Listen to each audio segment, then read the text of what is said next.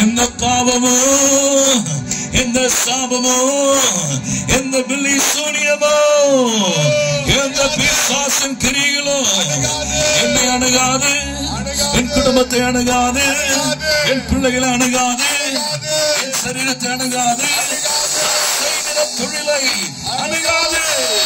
சத்தமா கரங்களை வைத்து சொல்லுங்க, ரத்த கோட்டைக்குள்ளே நுழைந்து விட்டு கரங்களை தட்டி இயேசுவுக்கு நன்றி செலுத்துவோமா? ஹல்லேலூயா. போதகர் பிரமிளா அவங்க முன்னால வந்து நல்ல அருமையான செய்தியை கொடுக்க வராங்க. அவங்க ஆண்டவர் உலகம் முழுவதும் பல தேசங்கள்ல